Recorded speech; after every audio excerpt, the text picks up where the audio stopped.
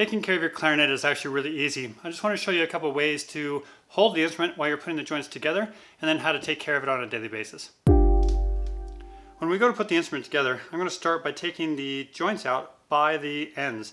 I don't want to reach in and just grab the keys and pull it up. You will end up bending something and have to come see me. So when I take it out, I want to hold where there's no keys to be broken. Over here, there's all sorts of keys to break. Back here, nowhere near as many. So I'm going to place my hands where the keys that can be broke are in between my fingers. I'm then going to take the bottom joint and do the same thing. Place all these keys that are up there in between my fingers and place my hand back here. Then when I go to put the body joints together, I'm going to twist these two joints together like this. Instead of just shoving them together like that, it doesn't work very well. I'm going to twist those joints together and line this rod up with this rod here so they point at one another. What that does is that aligns the bridge key mechanism over top of itself.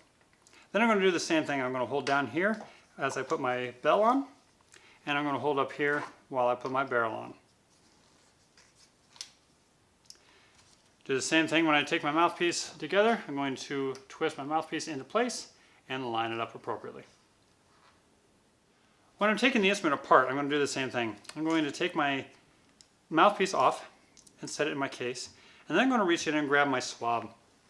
Now this is the part that a lot of people don't do, but they need to every single day. I'm going to drop the weighted slide down through the middle, drop all that into the bell, and then just grab the other side of it and pull it right out.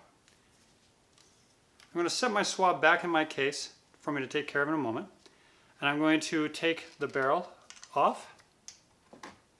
I'm going to take my top joint off by twisting it apart, and I'm going to take my bell off by twisting it off. Now that my instrument's back safely in my case, I'm going to take care of my swab. I'm going to double it over and bind it up.